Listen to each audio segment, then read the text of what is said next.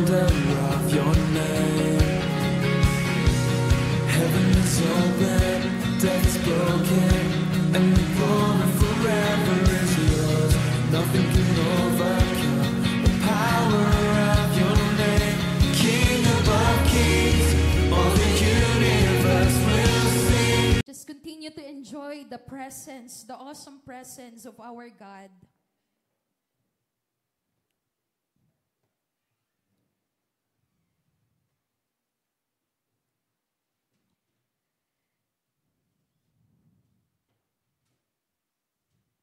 So muli, pinagpalang umaga po sa ating lahat. Pinagpalang umaga po. Amen. Gayon din naman po sa ating mga kapatid na nakatutok right now sa ating live streaming. Pinagpalang umaga po sa inyo. Amen. Are you excited?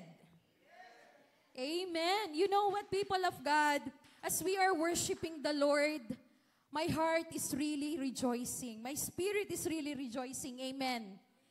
Alam niyo po kung bakit? Every song na atin pong inawit, the message of the song, the lyrics of the song, really confirms sa message na meron po tayo today. Amen. Yan po yung sinasabi natin na awitin pa lang, mga papuri pa lamang natin, mga awit ng papuri sa Diyos, ay mensahe na sa ating mga buhay. Amen. Hallelujah. So sa umaga pong ito, bago po ako magpatuloy, nais ko pong pasalamatan ang ating Pastor Noel at ang ating Pastora Ken na sa kasalukuyan po ay nasa Southern Leyte pa. No? Sila po ay nagkaroon ng mission. Nagkaroon po si Pastor at si Pastora doon ng seminar about mentoring to fathering. Amen. So, I think bukas pa po ang kanilang uwi. So, maraming salamat po, Pastor and Sister Ken, for giving me another privilege to stand here in front at makapaghayag po ng mensahe ng Panginoon sa ating mga kapatiran. Amen. So, a moment of silence. Tayo po ay hihinga ng sandali. So yan, purihin ang ating Panginoon. So ayoko na pong magpatumpik-tumpik pa. Alam ko ang bawat isa sa atin ay excited nang malaman kung ano ba ang meron sa mensahe natin today. So I entitled my message today as Awakening the Lion Inside Us. Awakening the Lion Inside Us. So marahil ang bawat isa po sa atin ay nagtatanong, anong kinalaman ng leon? Bakit kami ay authority naman kami, overpower, tapos si Sister Ay na ngayon ay nasa leon? So let's find out po, sabay-sabay po nating tuklasin kung ano ang meron sa leon. So but before that, before I proceed po on the message, gusto ko lamang po kayong bigyan ng quick recap doon sa ating mga napapag-aralan right now. No? So, we are on the message of authority. So, sabi po ng ating pastor, how do we define authority? So, authority can be vested in individuals, organizations, institutions, or governments. It is the power or right to give orders, make decisions, and enforce things to happen. Amen. Can you say po, authority? Authority. So when we say authority, it has the power to influence. Amen. And what are the keys to activate your authorities? So itinuro po sa atin ang ating pastor, unang-una, we should be aware of our inherent authority. When we say inherent, ibig sabihin likas. Yun daw pong authority ay likas sa atin. So in Genesis 1:26, then God said, let us make man in our image, according to our likeness, and let them rule over the fish of the sea, and over the birds of the sky, and over the cattle, and over all the earth, and over every creeping thing that creeps on the earth. Amen. So yung po daw ating authority ay kalakip sa ating pagkakalikha. Ibig sabihin, ipinanganak tayo, nandun na yung authority. We just have to be aware of it and activate it. Amen. Second, act on your inherent authority. So eto na, after ng awareness, after na malaman natin ang tungkol sa authority na meron tayo sa ating buhay, we have to act on it. Amen. And first, kung paano po natin mai-act yung ating inherent authority, secure God as the ultimate authority of our lives. Amen. Why do we need to secure God's authority? Diba, there are lots of authority na atin pong napag-usapan. But first thing, the most important, the most priority na kailangan nating i-secure is the God's authority of our lives. Why? First, God is the vision provider. Amen. Atin din pong napag-usapan dito na kung hindi po naka-incline yung ating, kapag hindi po naka-angkla yung ating mga paniniwala, yung ating pananampalataya sa Panginoon, there will be time na akala natin ay vision, yun pala ay ambisyon. Na kapag yung sa sarili lang natin, ang vision na dapat meron tayo, nagiging ambisyon. So God is the vision provider. Second, God provides the ability or idea to gain wealth. Amen. Do you agree with me po na ang bawat isa sa atin ay nais na tayo ay magkaroon ng wealth? Amen. May I see the hands of those who wants to have the wealth? Ayaw po nung iba. Bakit ayaw nyo? Bakit ayaw nyo? Yan po yung kalooban ng Diyos sa atin. Alam nyo po, sabi sa salita ng Panginoon, ang Panginoong Diyos ay pumunta dito para tayo ay bigyan ng buhay na ganap at kasiyasiya. So, ibig sabihin, gusto ng Diyos that we have the wealth. Meron tayong resources, meron tayong mga anything na kailangan natin dito here on earth. Amen. So, sabi po sa second, si God pala yung nagpo-provide ng ability and idea to gain wealth. So, wag na po tayong mag-imbento pa ng kung ano-ano. Ang unahin po nating i-secure ay ang authority ng Diyos sa buhay natin. Kasi siya po yung magre-reveal sa atin, He will be the one to give us the ability, the idea, kung paano po tayo magiging successful here on earth. Amen. Third, God directs our plan. Si God po ang siyang nagbibigay sa atin ng direksyon. There are many plans in our mind. No? Ang dami po nating mga plano sa buhay. Pero sabi sa salita ng Panginoon, kung ano ang plano ng Diyos para sa atin, yon ang magpiprevail. Amen.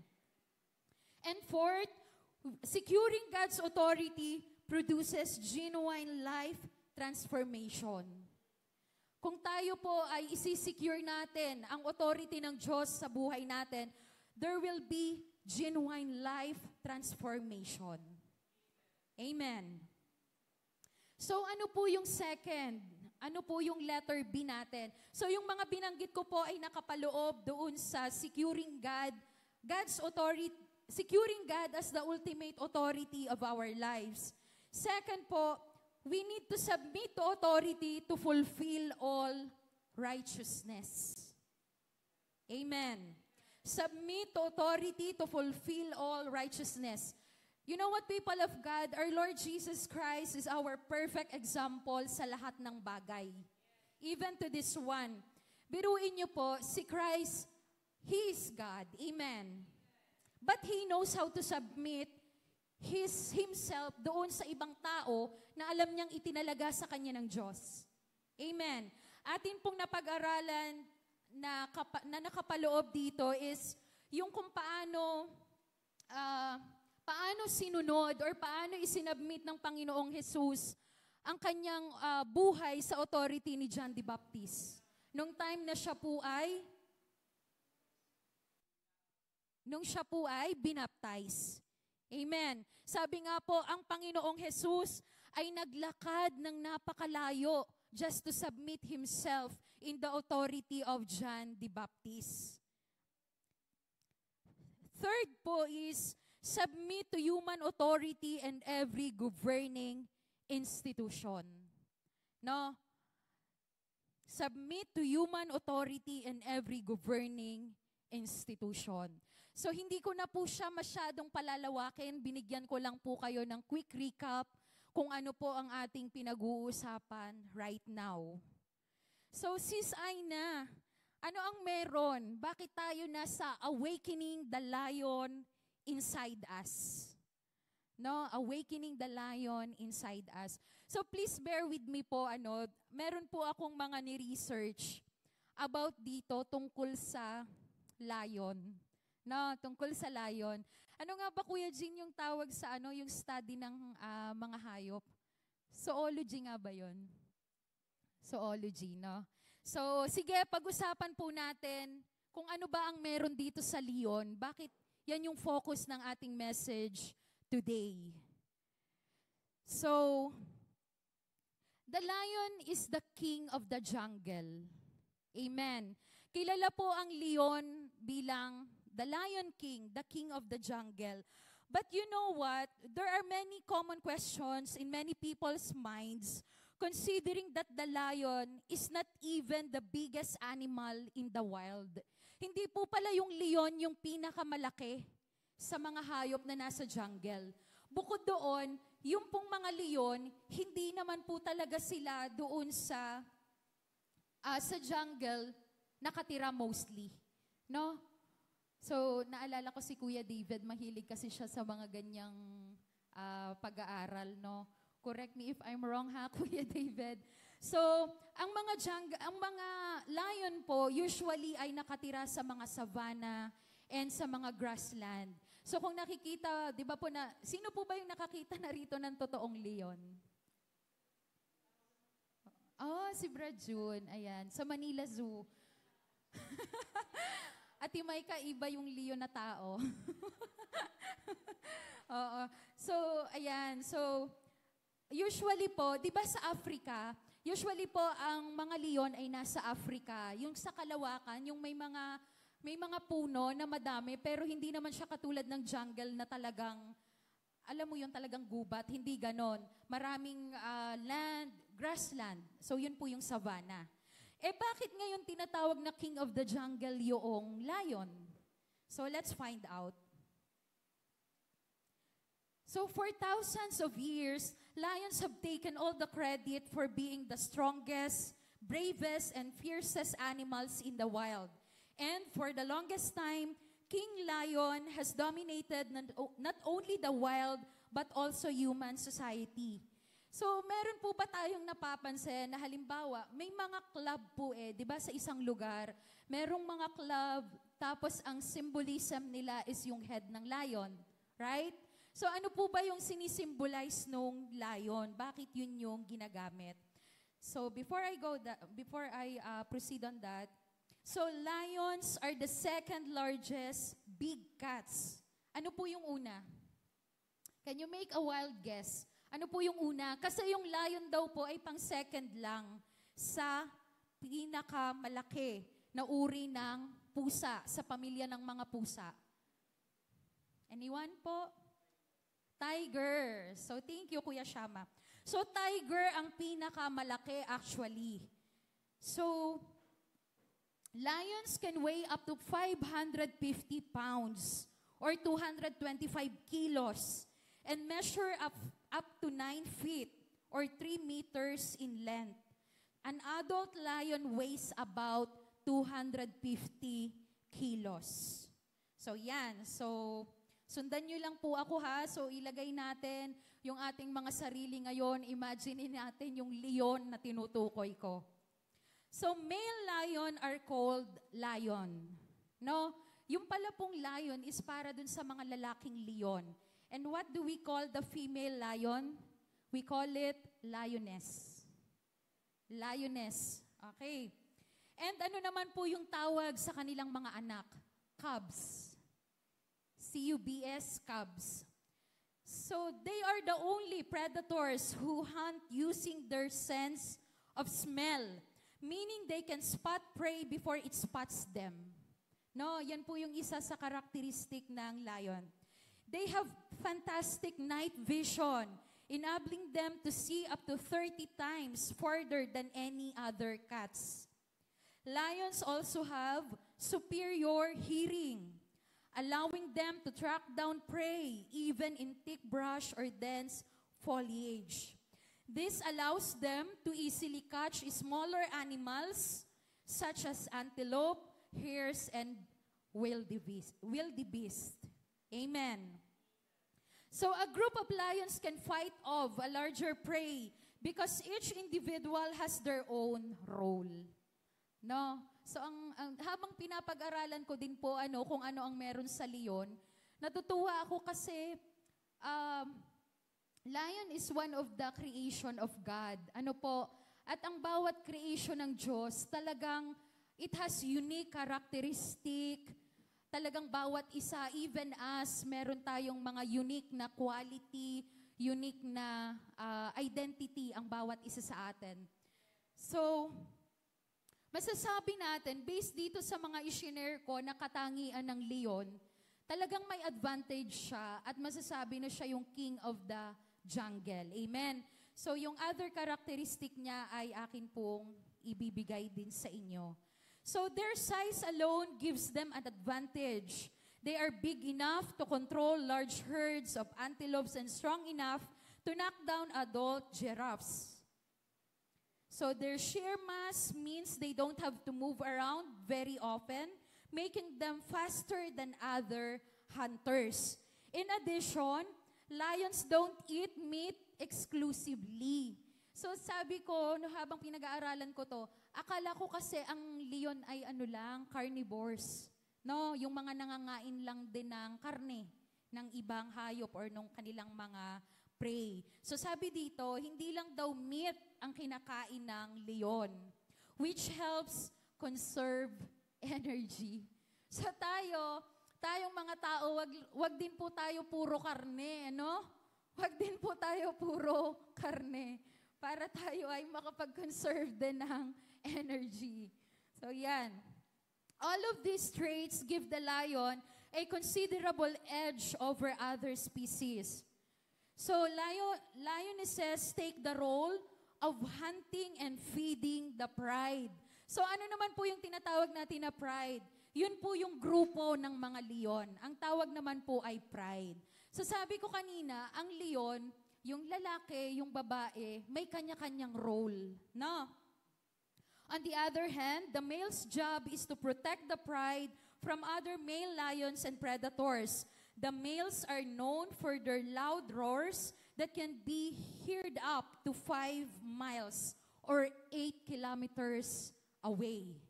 Imagine that, yung roar po pala ng lion, talagang napakalakas niya, kaya niyang umabot ng 8 kilometers away. So sino po ang hindi matatakot sa roar? Sa roar ng lion. So these are the special characteristic of the lion, no, na gusto ko pong ibigay sa inyo right now. So lions, there is no doubt that they are impressively strong. No, having their yung kanilang binigay ko na size kanina, so masasabi natin na talagang sila ay malakas na uri ng hayop. These beasts can take down almost any animal in the wild when they want. Kaya nilang talunin or kaya nilang ano yung other term natin sa talunin? Kaya ng leon na pataubin. Ayan, so kailangan po pala tayo. Ayan. So a lion weighs, yung kanina, yung kung gaano po siya kalaki. So the lion is so large. And when it charges at an animal, its speed and force are unmatched. Though ganun po kalaki ang leon, maliksi rin po sila. No, maliksi rin po sila. Kasi ang thinking natin, basta malaki, mabagal. Agree po ba tayo doon? Basta malaki, mabagal. So, hindi po tayo sure. Kasi yung lion po, though malaki siya, sabi po rito, maliksi siya. Kaya kayang-kaya niya rin pong makuha yung kanyang prey. So what I am telling you now, the first characteristic of a lion is its raw power. The raw power of the lion. This raw strength gives lions a clear advantage over other animals in the wild. They don't have to worry about being preyed on by other predators.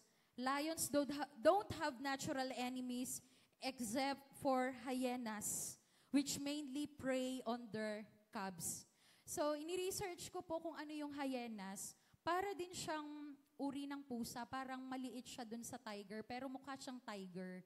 So, sabi po dito, yun lamang ang tanging kumakante sa leon. No, wala nang iba pa na nagtatangkang sila ay lusubin, sila ay talunin, or sila ay awayin. Yun lamang po, So, first characteristic of a lion is its raw power. Second, fearlessness and courage. Fearlessness and courage. Lions do not fear any animal in the wild. While it's certainly not the largest animal, its bravery is incredible. Though hindi siya yung pinakamalaki, yung fearlessness, yung courage na meron ang leon, ang isa sa nagbibigay sa kanya ng quality na masasabi na siya talaga yung dapat na maging king of those animals in the wild. Amen. This aspect allows the lion to hunt almost every animal in its habitat. It can hunt small prey like gazelles, average ones like zebras and wildebeest, or even larger ones like buffaloes and giraffes. Generally, lions hunt in groups known as the pride. So ito na po yung sinasabi ko kanina. The pride usually comprises around 15 lions, though there can be more or fewer. The hunting squad mainly comprises female lions or the lionesses like the pride's breadwinners. So nakakatuwa po sabi ko habang pinag-aaralan ko to,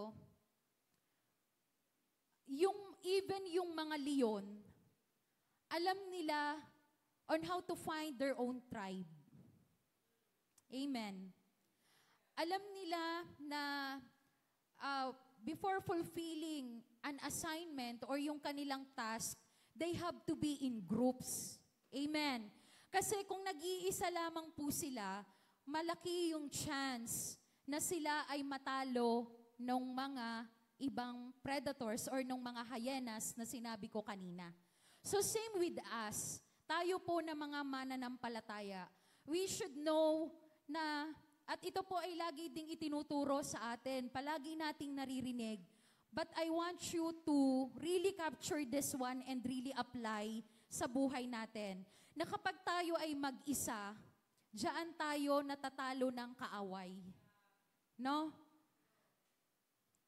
The moment that we disconnect ourselves with our alliance, yan po yung oras, yan po yung pagkakataon na tayo po ay natatalo ng ating kaaway. Amen.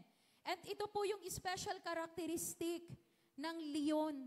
Nasabi po dito, kapag sila po ay naghahanap ng kanilang prey or sila po ay nanghahunting ng kanilang makakain, sila po ay in groups na kung saan ito yung tinatawag nating pride. Alright? So third, leadership and social structure. Leadership and social structure. Unlike many other animals, lions are pretty social animals. No? Sila po yung animals na they can associate. no, sa kanilang kapwa leon. Hindi po sila yung soloista. Hindi po sila yung, ano bang tawag dun sa palagi kang nag-iisa? Hindi mo alam kung kanino ka sasama. So sabi po dito, it is one of the special characteristic of lion, yung leadership and social structure. They can live in pride of up to 30 individuals. But within the pride, there is a clear social hierarchy with one dominant lion as the king of the pride.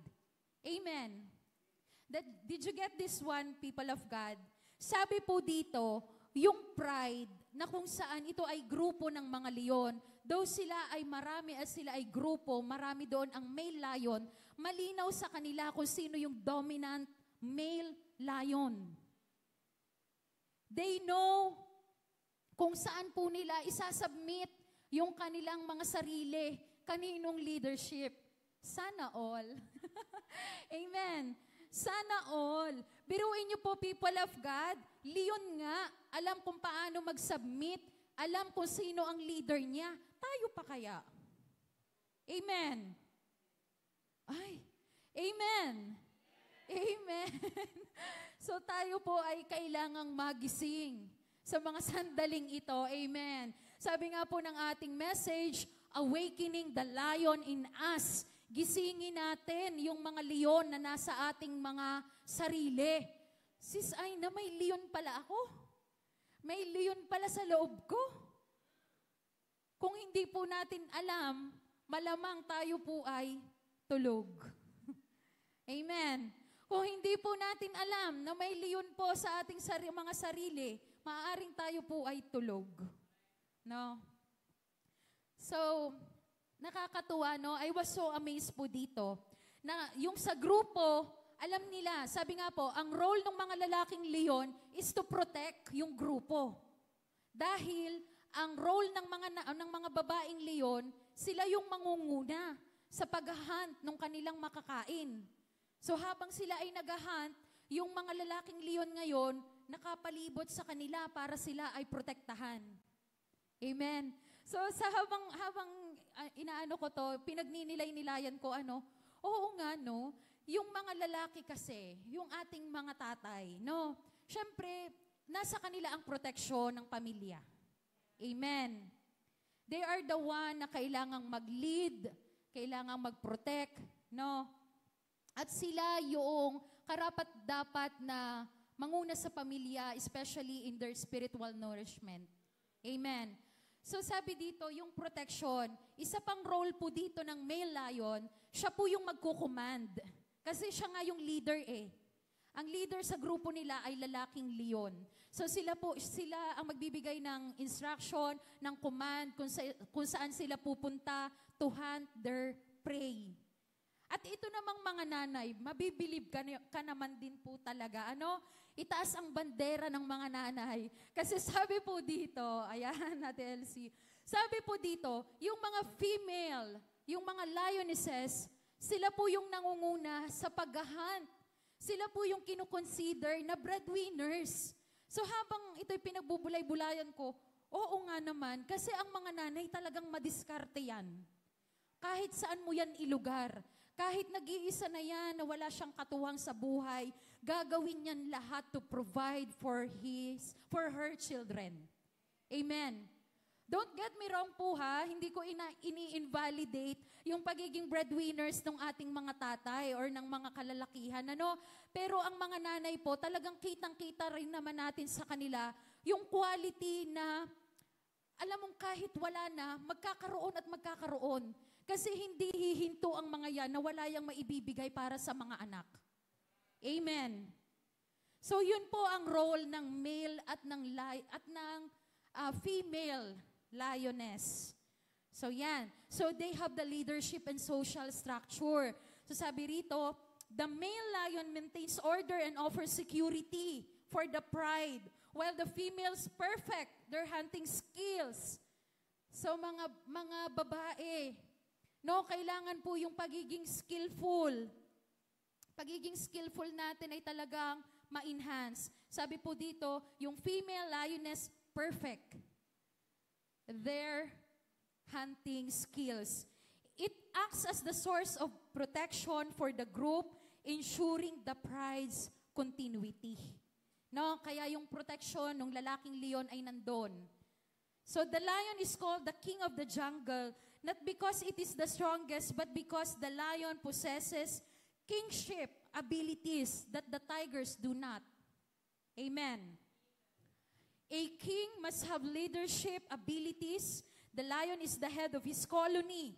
He oversees the affair of the group lioness and the cubs, ranging from decision-making to hunting when there's a need for food, and the lion gives the command for hunting.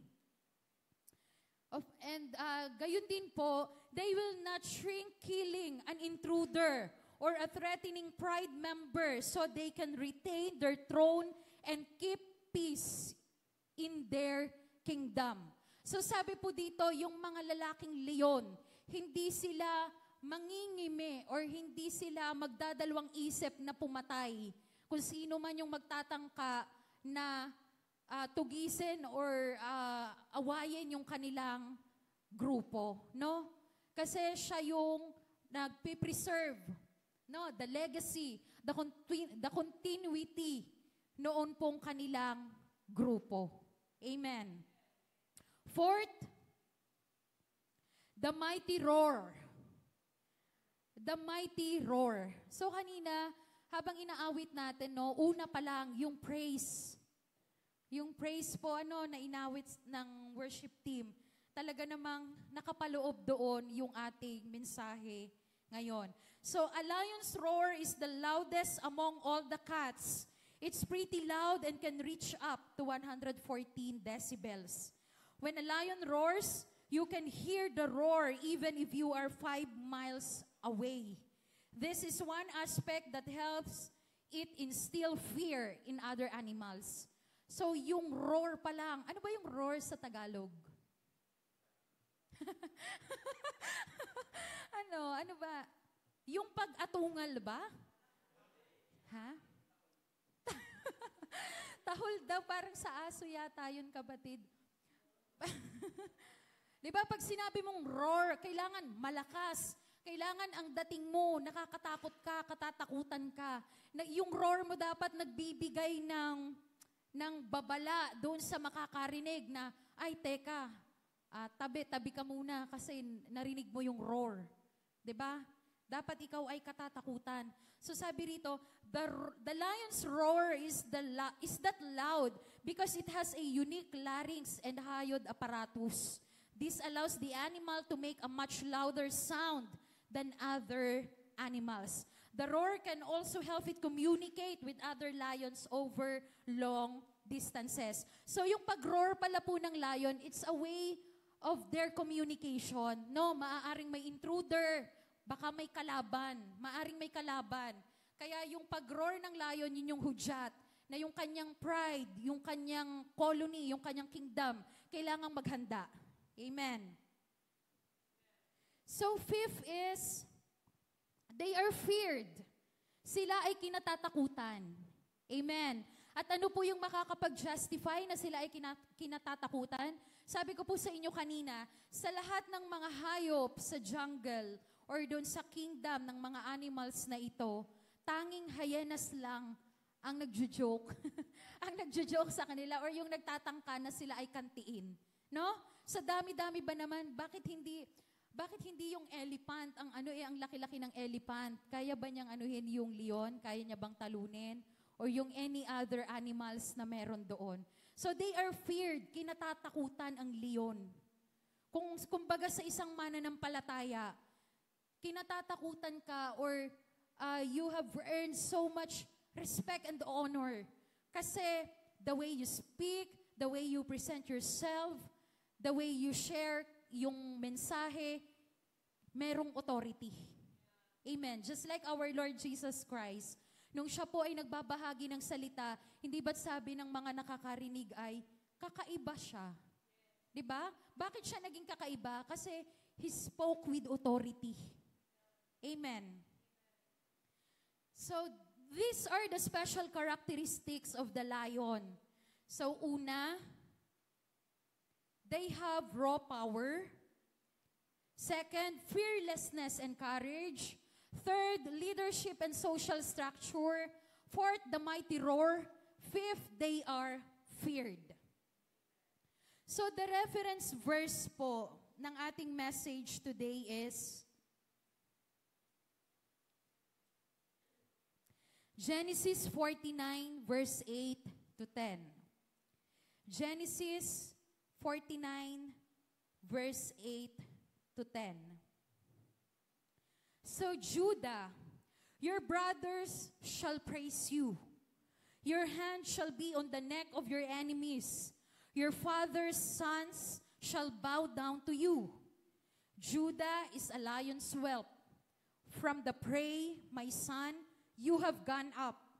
He couches, he lies down as a lion, and as a lion who dares rouse him up. The scepter shall not depart from Judah, nor the ruler's staff from between his feet until Shiloh comes. Amen. Amen. So ano po ang ibig sabihin nitong ating mensahe na ito? So the Old Testament of the Bible reports that as Jacob lay on his deathbed, so ito po yung panahon na si Jacob ay malapit nang mamatay. Malapit nang magpaalam. Amen. At siya po ay nasa kanyang higaan na, at habang siya ay nakahiga, he gave the blessing to each of his 12 sons. Remember the 12 sons of Jacob? Diba? Jacob has 12 sons. Sino-sino po ang mga yon? Benjamin, Reuben, Judah. Diba? Sino pa? So he gave a blessing to each of his 12 sons. Each of Jacob's 12 sons would go on to the lead the 12 tribes of Israel. When it came time to bless Judah, si Judah po ay pang-apat sa anak ni Jacob. No? Usually, the greatest blessing or yung birthright po ay para po talaga ito sa mga first son. Amen. Sa first son siya ibinibigay. Pero sabi po dito, si Judah po ay pang-apat sa kanyang mga anak. So bakit hindi ito ibinigay ni Jacob doon sa tatlo? Let's find out. Judah, his fourth son, he gave a special blessing. Sabi nga po dito sa ating binasa in Genesis 49 verse 9, ito po yung kanyang ibinigay kay Judah. You are a lion's cub, Judah. You return from the prey, my son, like a lion. He crouches and he lies down like a lioness who dares to rouse him up. So the lion is commonly known as the king of animals and a symbol of strength, power, and nobility. Based din po sa na-research ko, yung word po na lion ay ginamit more than 150 times sa Old Testament. No? Kaya masasabi lang po natin na yung leon ay meron talaga siyang sinisimbolize at meron siyang significant kung bakit po siya ang ginamit. So Jacob stating that Judah was like a lion pointed to the outstanding character with which Judah had led his life, as well as foreshadowing the success with which Judah's tribe would meet when it came to divine providence or taking over a large part of the country and leading other tribes. So meron pong nakita si Jacob na ability or special character kay Judah na kung saan hindi niya po nakita sa kanyang unang tatlong anak. Amen. Si Judah po ang nakita ni Jacob na may kakayahan na makapag-lead sa Israel. Amen. So in Judaism, the Lion of Judah is a symbol not only of the person Judah and the tribe of Judah, but the entire house of David. David being a direct descendant of Judah and also a future king. So atin din pong makikita na mula po sa tribe of Judah, si King David. Even our Lord Jesus Christ, galing po siya sa tribe of Judah. Due to the prolific nature of both the tribe of Judah and the house of David, the lion became a very common Jewish symbol. It is often depicted on the Ark of the Covenant, which holds the Torah or Jewish Bible that is read during prayer services in Jewish synagogues. Amen. Oh, hallelujah. So, please bear with me. So, ibinigay kay Judah yung special blessing ng kanyang ama to lead the tribe of Israel. So, ito po yung mga bagay. So, kanina po, inisa-isa ko sa inyo yung mga special character ng leon na kung saan ay maihahalin tulad natin sa ating mga sarili bilang anak ng Diyos. Amen. So, let me go back. So, una is yung raw power. Una is yung raw power. Ano po ang sabi sa atin sa salita ng Panginoon? In Psalms 121 verse 1 to 8, I look up to the mountains. Does my strength come from mountains? No, my strength comes from God, who made heaven and earth and mountains. He holds you firmly in place. He will not let you fall. Amen. So yung raw power na ang bawat isa po sa atin ay kailangang maunawaan na yung ating lakas, hindi tayo kailangang matakot. Hindi tayo kailangang mangamba or mawala ng pag-asa kahit gaano pa katindi yung ating mga pinagdaraanan. Why? Because sabi po sa salita ng Diyos, yung power, yung strength na meron tayo, ito po ay galing sa Panginoon. Amen. At kung ito po ay malinaw sa atin that we are serving at ang ating pong Diyos, ang ating Ama na ating pinaglilingkuran ay ang powerful sa lahat, hindi po tayo matatakot. Amen. As well as in Isaiah 40 verse 29 to 31, He gives strength to the weary and increases the power of the weak. Even youths grow tired and weary, and young men stumble and fall. But those who hope in the Lord will renew their strength. They will soar on wings like eagles. They will run and not grow weary. They will walk and not be faint. Amen. As well as in Romans 8:11, if the spirit of Him who raised Jesus from the dead dwells in you, He who raised Christ Jesus from the dead will also give life to your mortal bodies through His Spirit who dwells in you. Amen. So the power that we have in us is the power from God. So sabi po in Romans 8:11, the same Spirit that raised Christ from the dead is the Spirit that dwells in us right now. Amen. Ganun po ba natin siya pinanghahawakan? Alam po ba natin sa ating mga sarili na yung Spirito na bumuhay sa ating Panginoong Jesus, it is the same Spirit that dwells in us. Amen. So kung yun po ang lagi nating isa sa isip, kung yun po ang ating panghahawakan sa ating buhay, kahit gaano pa kalaki ang problema, hindi po yun ang makikita natin eh. Amen? Ang makikita natin, I have a big God. The Spirit of God is in me. The Spirit of God is working in me and through me. Amen. Second, fearlessness and courage. Joshua 1:9. Have I not commanded you? Be strong and courageous. Do not tremble or be dismayed, for the Lord your God is with you wherever you go. Amen. Romans 8:31. What then shall we say to these things? If God is for us, who can be against us? Amen. Hallelujah. Hallelujah, people of God. Alam niyo po itong mga mensahe na to, I know na ilang beses na nating narinig, no?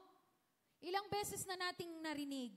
Pero let's assess ourselves ngayon sa mga sandaling ito na bawat bitaw ng mensahe, sa muli nating pagkarinig nito, let's analyze and let's assess ourselves. Talaga bang ganito ko pinanghahawakan bawat mensahe na to ng Diyos? Kasi alam niyo po, there are times na we are not aware, We are not aware, we are so soulish. Mas nangunguna yung emosyon, mas nangunguna yung ating flesh. Alam niyo po, ang aking i-remind regarding our flesh will always lead us to sin. Ganun po karupok yung ating flesh. No? Kaya naman kailangan tayo ay laging nag-uumapaw sa salita ng Diyos. Amen? Dahil ang salita po ng Diyos ay buhay. No, it is a spirit, no? Na every time na ito po ay ating makuha, the way we receive it, kung paano natin siya isa sa puso, paano natin siya ia-apply. No? Meron pong malaking diferensya yung word na ating narinig at yung word na ating naisabuhay. No, malaki po ang pagkakaiba niyan. And every time na tayo po ay makakarinig ng mga ganitong mensahe, at kung mananatili sa atin yung narinig ko na yan, alam ko na yan. Sabi nga po ni Pastor Ador doon sa Dominion School for Life Excellence, nakapag-create po siya dyan ng term para sa mga taong feeling niya all-knowing siya. So wala na pong iba pang all-knowing kundi ang ating Diyos. Amen. Ang tao, kahit sabihin natin, narinig ko na yan. Ilang beses ko na nga, kung sino-sino na nga nagturo, laging yan naman ang sinasabi. Feeling natin all-knowing na tayo, dun pa lang, hindi ka nakapapalooban. Kasi, nandun ka agad yung rejection mo. Yung pag-decline mo. You are not excited. Hindi mo ini-stir up yung spirit mo to learn more. Alam niyo po, kahit sabihin, narinig ko na, ang dami ko nang narinig, yan po ay katiting lamang sa mga bagay na hindi pa natin alam sa salita ng Diyos. Amen. At ang nakreate po dyan ng Pastor Ador ay omniscient. Di ba po, ang all-knowing na characteristic ng Diyos is omniscient. Our God is an omniscient God. Pero bakit po naging omniscient? Kasi yung home daw po, yung homo, di ba, merong homo sapiens. Yung tao kasi na lagi nagsasabi na, alam ko na yan. So kaya siya nag-come up into omniscient. So wag po tayong matulad, no, sa mga ganitong klase ng tao na every time na tayo makakarinig, alam ko na yan, paulit-ulit na yan. So wag po tayong ganon, okay? So third, with regards to leadership and social structure. So sabi ko nga po kanina, yung Leon nga, alam kung saan isasubmit yung kanyang sarili. Kilala niya kung sino yung leader niya. So how much more tayo na mga tao na tayo ay nilikha ayon sa wangis ng Diyos.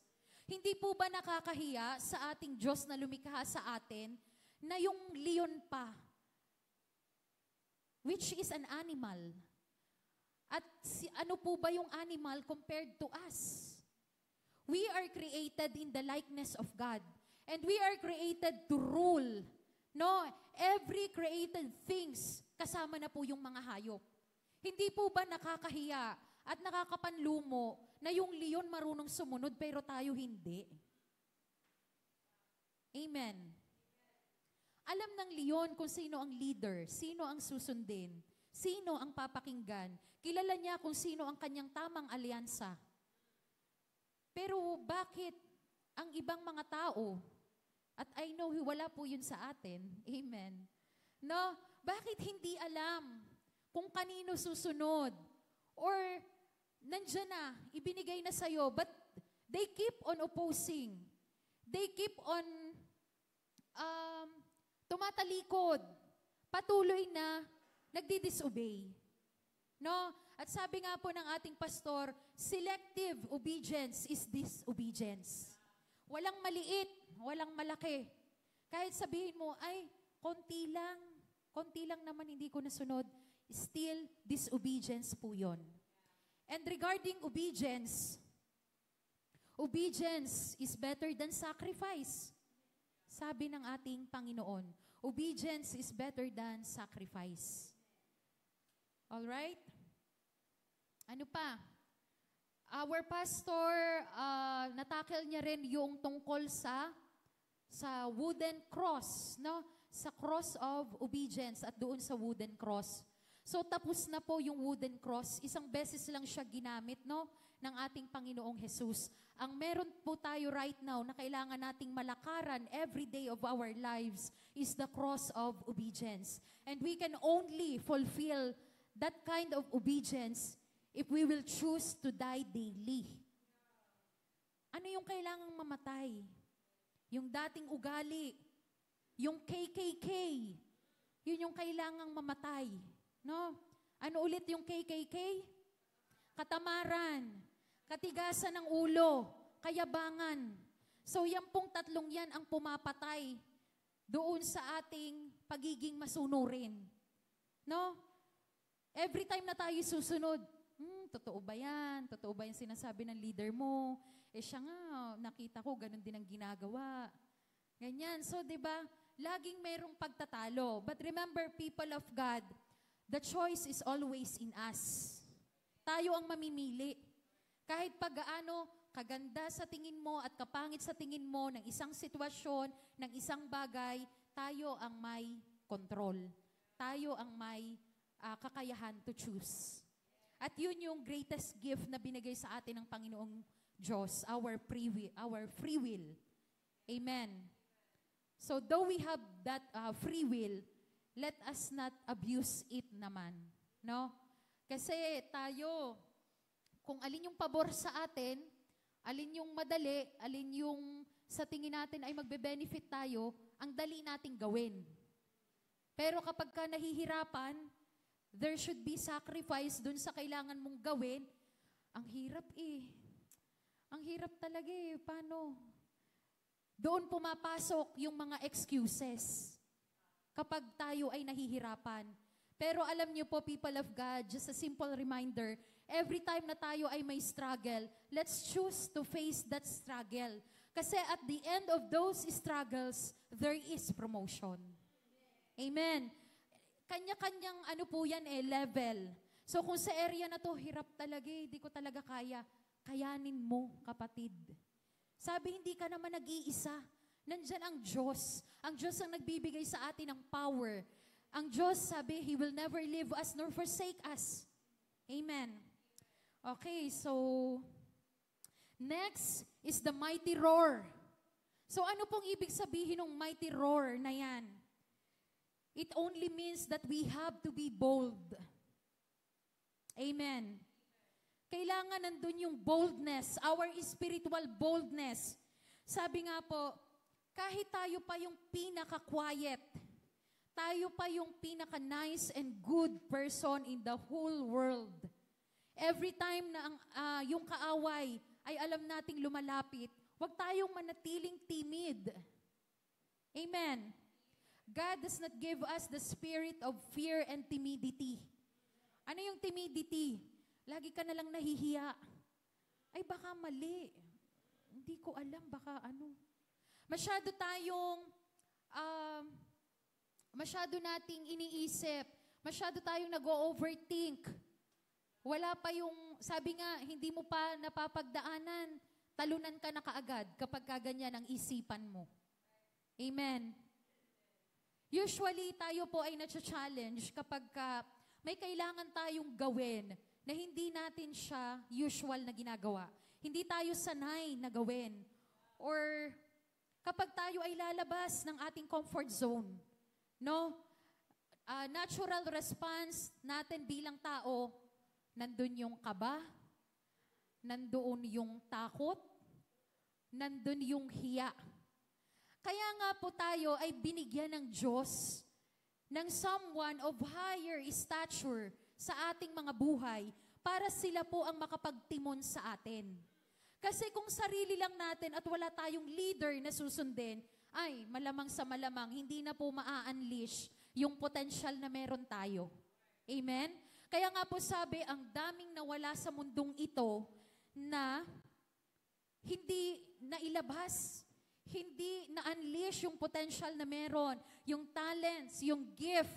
Bakit? Kasi hindi nagamit, hindi siya nagkaroon maari ng pagkakataon na magkaroon ng isang leader, ng isang mentor, na kung saan yun ang makakatulong sa kanya para mailabas ang mga bagay na yon. Or, nabigyan naman. Pero because of disobedience, hindi ka sumunod, hindi ka nanatili dun sa leadership ng taong yon, baliwala rin, hindi mo rin nagamit kung ano yung meron ka. Kaya nga po sabi, napakayaman ng sementeryo. No? Kasi maraming nabaon doon. Hindi po, we are not referring to the material things, sa wealth ng tao. Kasi pag namatay po tayo, hindi naman yan madadala doon sa sementeryo. We're talking about the skills, the gifts, the potentials ng tao na nalibing nang hindi siya nagamit. Amen.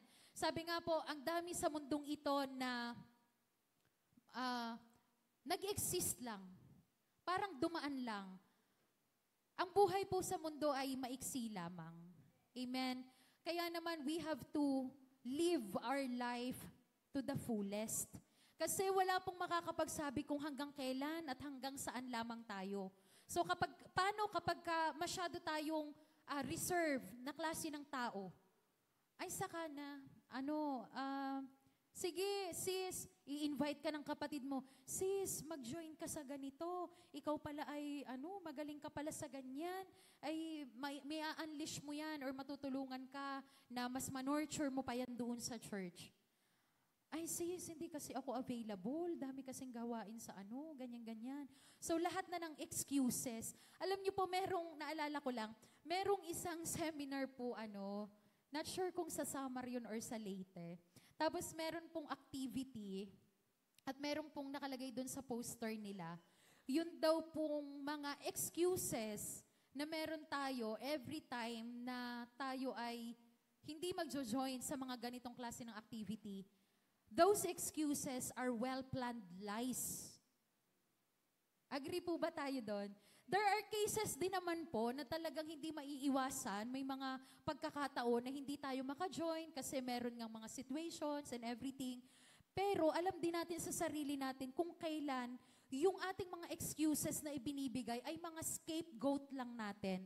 Or sabi nga, those excuses are well-planned lies. Planado. Planado pala yung pag-excuse mo. Ayaw kong mag-join ngayon sabihin ko na lang masakit yung ulo ko. Kasi puyat-puyat pa ako sabihin ko na lang ganito. So it is a well-planned lie. Kasinungalingan pala. Kasi may mga panahon naman na kaya mo. Kaya mo. You have the strength. We have the strength of God in our lives. Amen. Sabi nga, every time na tayo ay nanghihina physically, it is the time that we should kailangan mas closer tayo kay God. Kailangan mas ilapit natin yung ating sarili sa Diyos. Kasi ito yung mga panahon na marirenew yung strength natin. Yung ating physical pagod, pero yung spirito mo punong-puno. And eventually, matatanggal yung pagod mo, physical. Amen. So ano po yung mga boldness na aking tinutukoy? So una, be bold in approaching God.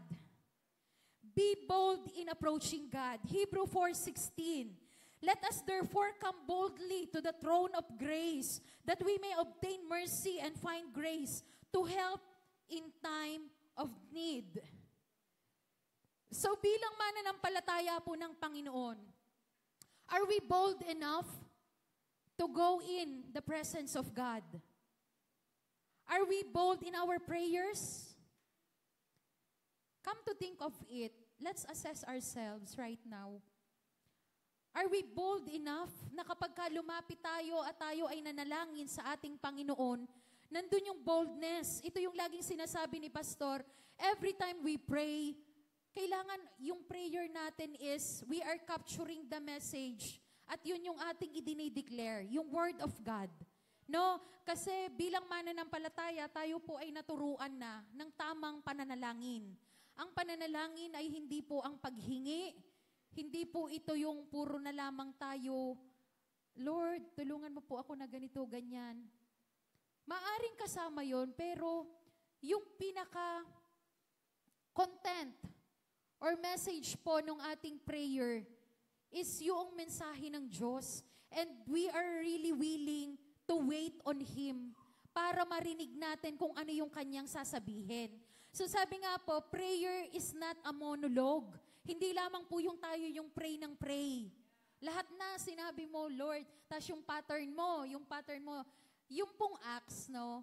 Yung acts na pattern of prayer, yan po ay para sa mga baby Christians. Baby Christians may pattern. But as we mature po, no need naman na kailangang yun yung pattern mo, the way you pray, no? Yung sinasabi ko pong acts para sa mga hindi nakakaalam is yung adoration, confession, thanksgiving, and supplication. Hindi naman kailangan po na yun at yun pa rin.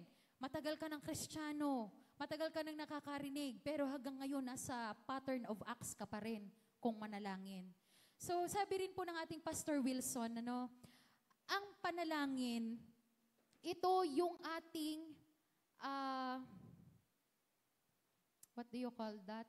Ito yung sukatan na ang isang mananampalataya ay buhay. Ito yung hininga ng isang mananampalataya.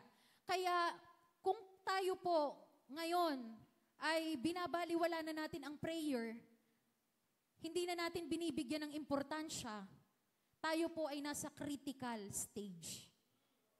'Di ba? Yun pong mga tao na maaaksidente. 'Di ba? Halimbawa, nagkaroon ng vehicular accident. So punta doon yung mga magre-rescue. Ano po yung unang tinitingnan? Yung hininga. Tinitingnan kung buhay pa. So kung tayo po ay mananampalataya na walang panalangin, baka po tayo ay hindi na humihinga. Pakicheck nga po yung ating mga katabi. Pakicheck po. No? Nasa critical na stage, na sitwasyon, ang buhay ng isang mananampalataya na hindi na binibigyan ng importansya ang pananalangin. Amen. Same thing, the way na tayo ay pumupunta sa ating tahanan. No? Dahil alam na, halimbawa sa ating pong mga bahay, tayo ba ay kailangang dumaan sa likuran ng bahay kapag every time na tayo uuwi sa bahay natin? Of course not.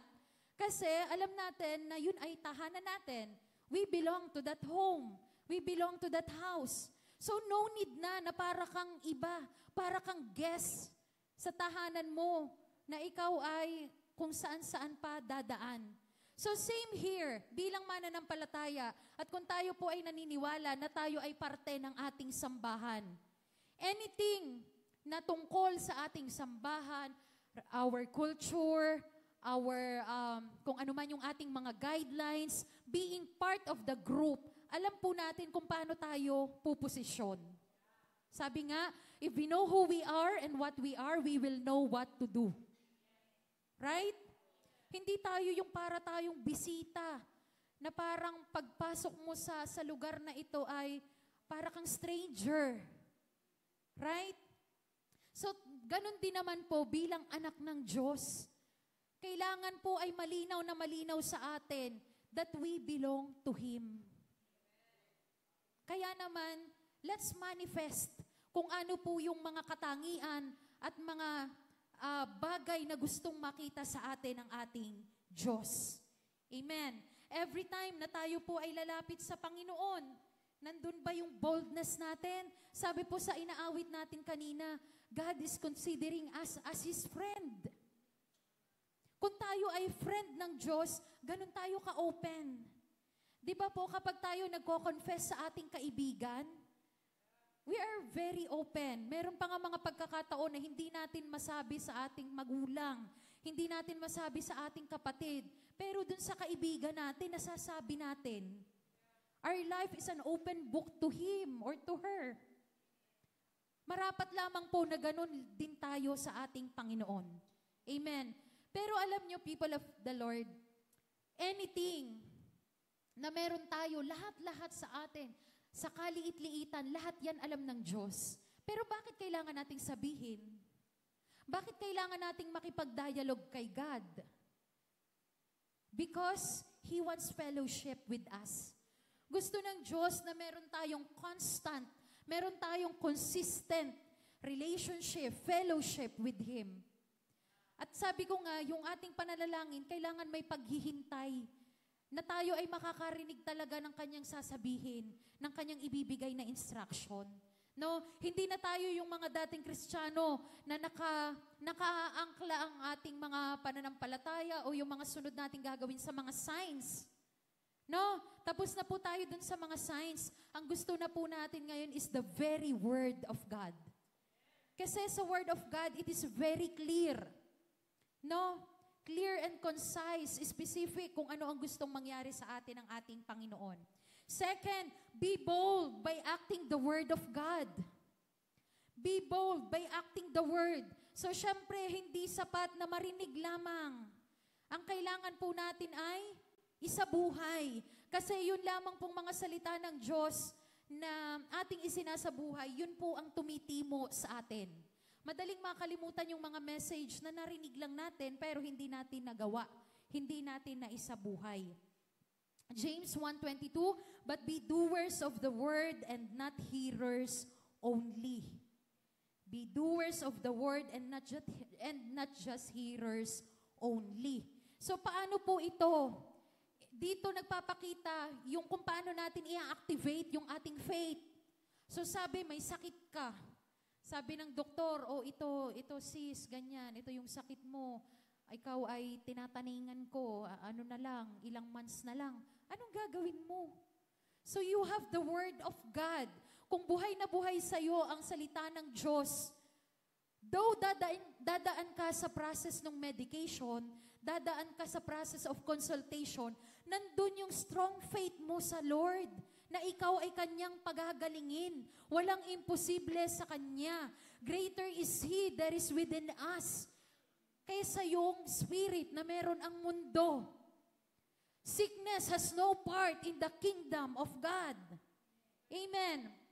Diba, every time na tayo ay magkakasakit, masakit ang ulo, masakit ang katawan, sa halip na ito ay i-baby natin, or higa muna ako, talagang masakit. Masakit talaga eh. Para akong nanghihina. So, sa halip na i-declare pa natin kung ano man yung nararamdaman, hindi naman natin ini-invalidate na talagang mararamdaman mo talaga yon. Pero let's choose to be positive at talagang yung faith, manifestation ng faith mo na I am healed. It is God who will give me the strength, the healing, the power. Amen. So, acting on the word. And third is, be bold to resist the devil. Be bold to resist the devil. Sabi po in James 4:7, resist the devil and he will flee from you. No? Kung tayo po pala ay ganun ka-aware, ganun tayo ka-sensitive sa salita ng Diyos at sa gawa ng kaaway sa ating buhay, alam din ng kaaway na hindi kanya kayang kantiin. Iba to. He speaks with authority. Alam niya kung ano yung word, the very word of God. Alam niyang gamitin. Alam niyang i-apply. Nagawa niya na. He and she has a lot of testimonies sa buhay niya. Ayaw ko dito. Lipat ako sa iba. So kung tayo ay ganong klase ng mananampalataya, hindi mo na po problemahin na, yung kaaway nandyan na naman, ang aking finances, ang aking pamilya, ang aking mga dapat gawin. Na tipong natatakot ka. Natatakot ka dun sa pwedeng gawin sa'yo ng kaaway. So sabi po dito, if we know how to resist the devil, siya mismo, aalisan tayo. Amen. Nakikita ba natin yung ating mga sarili as a terrifying and mighty warrior of God? Kaya po every time, kahit po maging sa ating pagpupuri, sa ating pag-awit ng mga papuri sa ating Panginoon, pag sinabi po ng ating worship leader na, I want to hear your shout of praise, talagang palakasan yan. Kasi every time we worship God and we declare songs unto God, we are declaring war sa kaaway. So kung tayo ay sundalo ng Diyos, great warrior of God, meron po bang great warrior of God na, hallelujah, parang kahit langaw, hindi natin mapapaalis. Amen. Amen. Kahit langaw, hindi mapapaalis ng praise. Praise God. Hallelujah. Mahina. No, Ate Kay? So pag sabi nga po sa salita natin, let's awaken the lion inside us. So yung mga katangian po ng leon na meron tayo, sabi, pag mag-roar siya, 8 kilometers away, rinig ng kaaway. So ganon. Tayo bilang mighty warrior of God, there is lion inside us.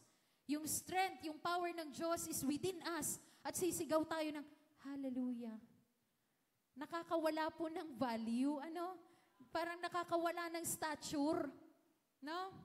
Amen. So be bold to resist the devil. Tayo na mismo ang lalayuan, ang lulubayan ng kaaway. Kapag po tayo ay nakita niya na ganun tayo kabold. No? At people of the Lord, merong sandali talaga, no? Merong pagkakataon na, I just want to share it to you po, there are times kasi na kahit, sabi ko nga, kahit narinig na natin, kahit alam na natin, kapag ka nandun tayo sa reality ng sitwasyon, napapangunahan tayo ng pagiging negative at saka yung katotohanan ng realidad. So, meron po kaming meeting nitong parang Q1 of this year na pinag-uusapan, ano po yung aming mga strategy na gagawin. And there are times na ako bilang frontliner ng aming company at nakikita ko yung sitwasyon na ang mga customers ay mahina rin ang production nila ngayon, kaya affected din yung mga sinusupply namin. Ang dami na naming ina-approach na talaga namang ang competition sa market ay matindi. Kasi sa mga products po na ibinibenta natin, syempre, talagang yung mga buyers niyan, they will always look for the cheaper price, but of course, with quality as well. No? Hanggang sa maibababa ng pinakamababang presyo, pero yung hindi naman maiiwan ang kalidad. Nandun pa rin ang kalidad. So ako yung unang humaharap din sa mga kliyente, meron po kasi kaming tagline na sa PhilClean, sa PhilClean po, creating opportunities, enhancing solutions. Creating opportunities, enhancing solutions. At habang pinagbubulay-bulayan ko po ayon, dumating ako sa time na during the meeting, very excited, si Sir Noel, si Madam Ken, ganyan, kung ano yung mga gagawin namin, ganyan. And then ako nagtanong, sabi ko, si Pastor po kasi, napaka-open niya, lagi niyang itatanong, meron ba kayong concern, o ano para sa'yo itong ganitong bagay. So sabi ko, paano po yung approach doon sa mga companies na ang feeling ko ba ay parang isinisiksik ko yung sarili namin sa kanila, which is hindi nila kailangan yung products namin, and kung kailanganin man nila, is meron na silang existing na kung saan yung presyo, hindi namin matapatan. So meron po akong ganon, na parang nag-iisip ako na, oo nga ang anong isipin na, okay, we are the one who should create the opportunity. We are the one na kailangan maging solusyon kami dun sa mga customers namin. Ano ba yung problema nila? And I was so short-sighted that time na ang nakikita ko is yung reality na every time na mag-a-approach ako is meron ng existing. And okay naman yung customers dun sa current nila. May cheaper price, ginagamit ng mga end users nila. So, habang ginagawa ko po itong mensahe na to, para bang bumalik ako doon naalala ko yung sitwasyon na yon one time. Nasabi ko, oo nga napaka short-sighted ko pala during that time. Kasi ang mas nakikita ko, yung parang kawalan ng opportunity nung aming i-offer. Sa halip na makita ko yung bawat companies na, okay, yung company na yan, ang hirap pasukin, mas papasukin ko yan. Mas hindi ako titigil na pasukin ko yan. And glory to God po, right now, talagang naa-amaze kami dahil kahit gaano kahirap, we receive lots of reports, feedbacks from our customers na talagang mahina. Q1, Q2, mahina. Q3, stable lang. Unlike yung talagang trend ng mga planta before pandemic is usually Q3, tataas na ang production ng mga yan. So hindi po ganun ang nangyayari. Pero sabi ko nga po, this time, ito yung panahon na habang naghihintay kami, habang nagkikreate kami ng opportunity, habang tinitingnan ko na kami ay solusyon sa bawat customers, ito yung panahon na kami ay magtatanim. Amen. Ito yung panahon na kami ay magtatanim. And glory to God, talagang God showed us kung paano yung kahit sa tamang alyansa, sino yung tamang suppliers na magiging partners namin para kami ay makapag-compete sa market is ibinigay po ni God. Amen. Our core products na amin pong dinidevelop right now in every areas po na aming pinupuntahan is talagang masasabi ko na yung mga companies na yun, hirap na hirap kaming pasukin sila dati. Ang napupunta po sa amin ay tingi-tingi lamang. Na parang meron kaming isang product na, syempre, ang goal natin, halimbawa, isang bag yun ng cloth, wiper cloth. So, meron kaming customer, sabi lagi sa akin ni Madam, Ains, bakit ba yung customer natin na to? Talagang iisang bag lang. Iisang bag lang yung sinusupply natin. Bakit iisang bag lang? Knowing na ang laki-laki nila. So, ngayon po, na nakikita ko na at nakakausap ko na yung mga tamang tao na dapat itap, mga tamang partners na siyang makakatulong namin para dito sa mga projects na to. Nakakatuwa. Nakakatuwa, no? Sabi rin sa ating inawit, God has been so good to me. God has been so good to us. Even in those situations na feeling natin ang pangit-pangit, ang hirap-hirap, God allows it or God allowed it to happen para po tayo ay magkaroon ng character fortification, character development. Amen. Kasi hindi pwedeng tayo ay bara-bara. Hindi pwedeng tayo ay pupunta sa isang gera na hindi maayos yung ating character, yung ating attitude. Amen. So inaalaw ni God yung mga ganong sitwasyon para tayo ay turuan, para tayo ay mahulma muna.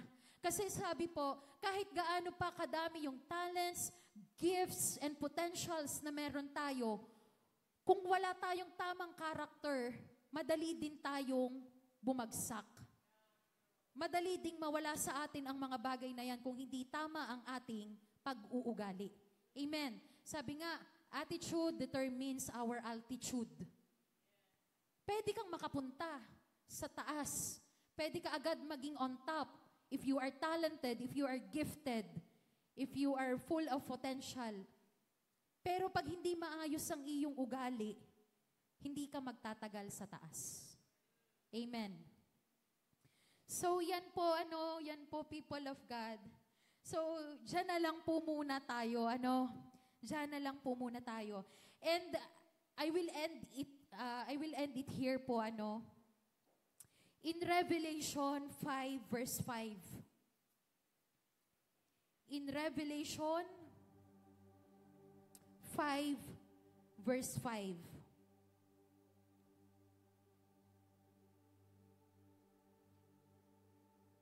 In the book of Revelation, the Apostle John is also given a vision of the heavenly throne room, in which the one seated on the throne is handed a scroll sealed with 7 seals. This is in Revelation 5 verse 1 to 3. When no one is found worthy to open the scroll, John begins to weep. Umiiyak po si John. Revelation 5:4. This is when one of the elders say to him, "Stop weeping. Behold, the lion that is from the tribe of Judah, the root of David, has overcome so as to open the book and its 7 seals." Revelation 5:5. Again, then one of the elders said to me, "Do not weep. See, the lion of the tribe of Judah, the root of David, has triumphed." Amen. He is able to open the scroll and its 7 seals. We are referring the Lion of Judah to our Lord Jesus Christ. Amen. Our Lord Jesus Christ has won already. He has won the battle already. Amen. He has triumphed. Kaya nga naman sabi dito, siya lamang ang karapat-dapat na mag-open ng selyo sapagkat siya lamang ang nag-overcome sa kamatayan, sa grave, sa hukay. Siya lamang ang tumubos sa ating mga kasalanan. Amen. And I want you to know, people of God, this time, sabi ko nga po, gaya po ng aking sinabi kanina, the Spirit that raised Christ from the dead is the same Spirit that is within us. There is lion in us. I want you to declare this one. There is lion in me. Say it with conviction. There is lion in me. Oh, hallelujah. Tunay na tayo po ay merong leon sa ating mga buhay. At knowing the authority na itinuturo sa atin ng ating pastor, ang mensahe about authority over power, ang faith, the manifestation, the activation of faith, ito po yung mga bagay na kailangan nating gawin in order to awaken the lion in us. Amen. Come on, let's pray. Oh, hallelujah. Hallelujah. Father God, Lord, we praise you. We worship you. We give you glory, oh God. Lord, we thank you, Panginoon Diyos, sa mensahe na iyong ibinigay sa aming kalagitnaan sa araw na ito. Truly, oh God, the strength that we have, the power that we have, the leadership that we have, oh God, it all belongs to you. Lahat ng bagay na meron kami sa aming mga buhay, ito po ay galing sa inyo, oh God. All we need to do is to be aware, be known. Kailangang malaman namin, aming maintindihan, na meron kaming mga bagay na ganito sa aming mga buhay. There is lion in us, oh God. At wala nang magagawa ang kaaway sa aming mga buhay. Wala na siyang magagawa, oh Lord God. Sapagkat ang iyong mga anak, we will be bold, oh God. We will be bold in declaring your words, oh God. The power of your words, oh Lord. Oh, hallelujah. Hallelujah. Every time that we have sick, every time yung mga sickness, oh God, na meron kami sa aming buhay, mga kakulangan, mga negatibong bagay, oh God, patuloy kaming mananahan, oh God, sa iyong mga pangako, sa iyong mga salita na iyong patuloy na ibinibigay sa amin. We will continue to declare and we will continue to speak in boldness, oh God, that there is a lion in us, oh God. Hallelujah. Come on, people of the Lord. Just continue to shout your praise to God. I want to hear the roar of the Lion of Judah in us right now. Oh, hallelujah. Hallelujah. Let the Lion of Judah roar in us right now. Oh, hallelujah. Hallelujah. Oh, hallelujah. Maraming salamat, oh God. Maraming salamat po, Panginoong Diyos. Tunay, O Lord, na wala kaming maipagmamalaki sa aming mga buhay, kundi ang aming kahinaan, sapagkat Ikaw ang aming kalakasan. Ikaw ang tanging nagbibigay sa amin ng lakas sa bawat pagharap namin sa lahat ng sitwasyon ng aming buhay. Oh, hallelujah. We will continue to live in faith and not by sight, O God. In every struggle, in every pain, in every challenge, O Lord, we will look forward and move forward to achieve victory, O God, and promotion in our lives. Oh, hallelujah. Hallelujah. As your sons and daughters of your kingdom, we will continue to advance it. And we will help, O God, in order to accelerate your kingdom here on earth. Oh, hallelujah. Hallelujah. Maraming salamat, Panginoon. Sa iyo po ang papuri, pagsamba at pasasalamat. In the mighty name and the most holy name of our Lord Jesus Christ. Amen and amen. Hallelujah.